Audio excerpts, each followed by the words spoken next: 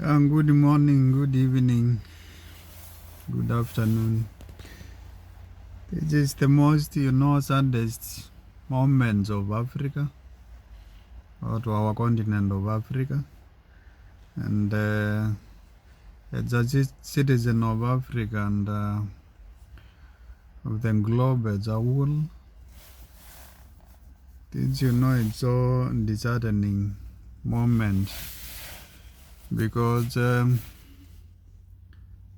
the course of last week and still continuing, one of our tribeless country that we've had for a very long time, or we assumed that we had, called Tanzania, had elections, and it seems like the elections have turned to bloodshed or to massacre, if I may say. A lot of people now, it's reported there's a lot of deaths that has come about from the people protesting. And I think the government of the day, led by a mother and a woman, decided to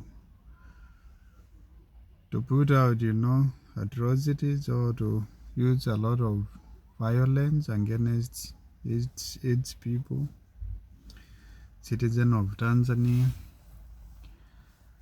Yeah, so it's the most saddest thing, because the founding father of Tanzania, he raised awareness and brought about umoja, which means oneness, and he really eliminated the notion of political tribal lines. Most likely, most of the countries, the tribal alignments still go on, such as Kenya and so on. But the founding father of Tanzania tried to get rid of tribal lines, and he really succeeded on that. So Tanzania has been, this one of the countries that I personally have been looking after matters peace.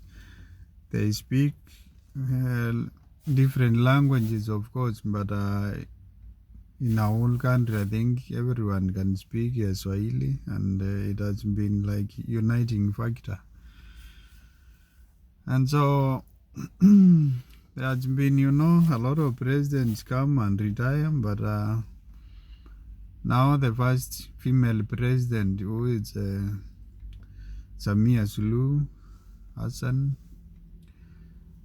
and she actually gotten to presidential status after the deceased president John Magufuli died, and she was deputy president, so she got that chance to lead the country. But seeing the country go in shambles on the elections and bloodshed following, it's the most painful thing, and really disheartening. So yeah, we hope they can get to around the table, and I mean if she gets assist from its colleagues. But in this case, if one is Kenya, another one would be Uganda and Rwanda, who are the elders. And we, like Kenya, we are still, struggling with the same thing. In Uganda, actually, I think the opposition leaders, they have been, long time jailed, or in a long-term jail. So yeah, I don't know who will rescue the situation.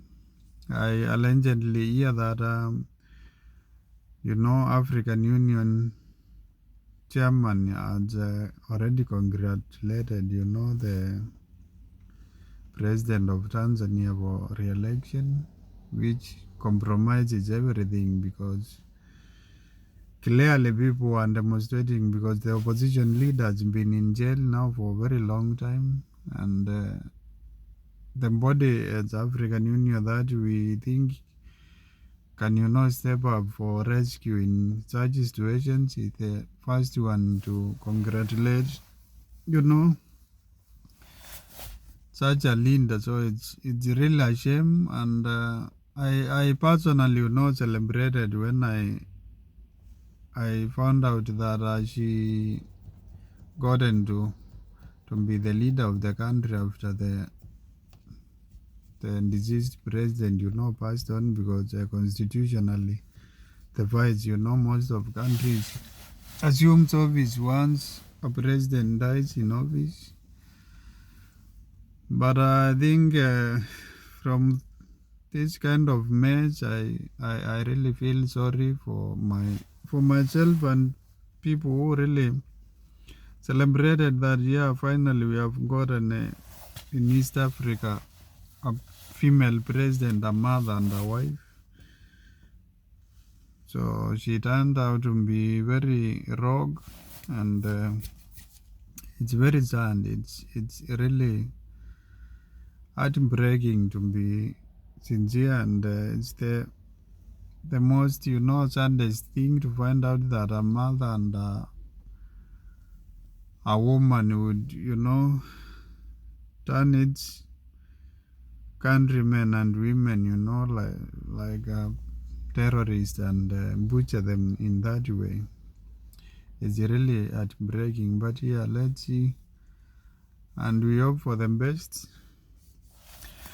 And the other thing that I've observed for a very long time is this nonsense of Tanzanian artists, the bigger brands, who they are always singing and following the government of the day. So instead of being the voice for the voiceless, they have become bastard and just